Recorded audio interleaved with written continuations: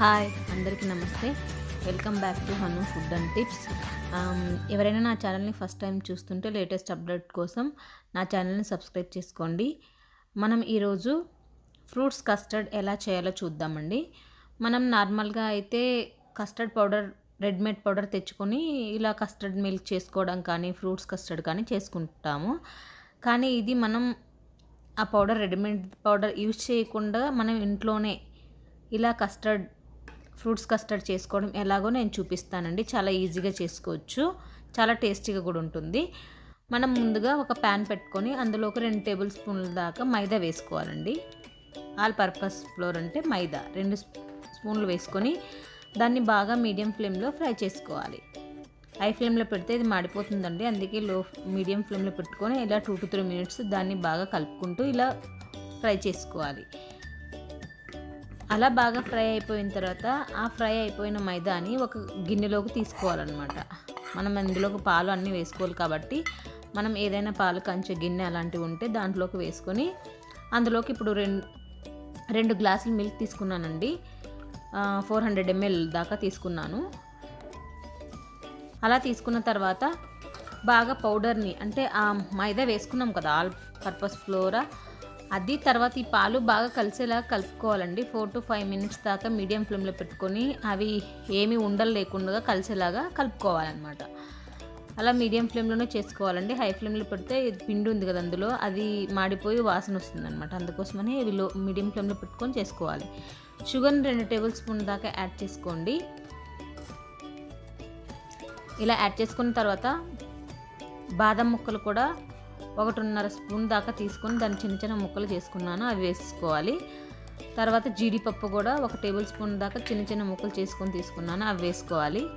ఇప్పుడు vanilla essence ఒక 1/2 table spoon దాకా వేసుకోండి. బాగా టేస్ట్ కోసం అనమాట, ఇది స్మెల్ టేస్ట్ అన్నీ బాగుంటుంది వెనీలా ఎసెన్స్. ఇది ఒక 1/2 టేబుల్ స్పూన్ వేసేసుకొని ఇప్పుడు అన్నీ కలిపేసుకొని ఇలా కలిపేసుకున్న తర్వాత లో ఫ్లేమ్లో పెట్టుకొని బాయిల్ చేసుకోవాలండి వీటన్నిటిని. ఇది ఫుడ్ కలర్ అండి, మీకు ఇష్టమైతే వేసుకోవచ్చు, లేకపోతే ఇది ఆప్షనల్ అండి, ఇష్టం లేకపోతే వదిలేయచ్చు. మనం దీన్ని బాయిల్ చేసుకోవాలండి 3 మినిట్స్ ఇన్ లో ఫ్లేమ్లోన. అలా బాయిల్ చేసుకుంటూ ఉంటూ మిల్క్ అనేది చాలా దగ్గర పడుతుంది అనమాట.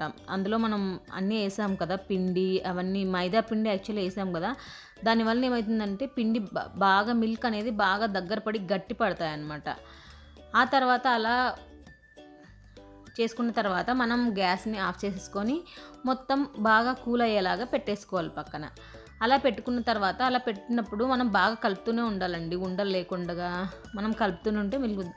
ఆ తర్వాత మనం ఒక 1 అవర్ దాకా ఫ్రిడ్జ్లో పెట్టుకోవాలి. ఇలా పెట్టుకొని మీకు ఇష్టమైన ఫ్రూట్స్ అన్నీ తీసుకొని ఇలా ముక్కలుగా కట్ చేసి పెట్టుకోండి. మీకు ఈ ఫేవరెట్స్ ఫ్రూట్స్ ఏవైతే ఉంటాయో ఏవైనా వేసుకోవచ్చు ఇందులోకి, ఇవే వేసుకోవాలి అని ప్రత్యేకించి ఏం లేదు. అలా ఆ తర్వాత అవి కూల్ అయిపోయి మనం ఫ్రిడ్జ్లో పెట్టిన తర్వాత బాగా మిల్క్ అనేది మొత్తం పాలు అనేది బాగా థిక్గా వచ్చాయి, చూడండి ఎంత థిక్గా వచ్చాయో. అలా థిక్గా వచ్చిన తర్వాత మీకు ఇష్టమైన ఫ్రూట్స్ అన్నీ ఒక్కొక్కటిగా యాడ్ చేసుకోండి. నేను బనానా తీసుకున్నాను, తర్వాత గ్రీన్ యాపిల్ 1 కప్పు తీసుకున్నాను, రెడ్ యాపిల్ 1 కప్పు తీసుకున్నాను. అన్నీ తుప్పు తీసేసి నీట్గా కట్ చేసుకున్నానండి.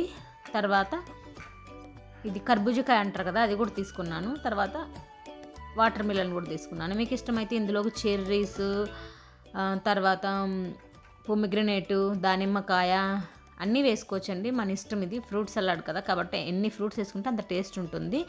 అన్నీ వేసుకున్న తర్వాత అలా బాగా మిక్స్ చేసుకోవాలండి. ఇంతేనండి, మనం బయట తెచ్చుకునే రెడీమేడ్ పౌడర్ కంటే మనం ఇంట్లో చేసుకునే దానిలాగే టేస్ట్ సూపర్గా ఉంటుంది, చాలా బాగుంటుంది. ట్రై చేయండి. పిల్లలకి అలాంటి వాళ్ళ కోసం మనం ఫాస్ట్గా ఇంట్లోనే తయారు చేసి ఇవ్వచ్చు. నా ఛానల్ని ప్లీజ్ షేర్ చేయండి, సబ్స్క్రైబ్ చేయండి, లైక్ చేయండి, కమెంట్ చేయండి. Thank you for watching.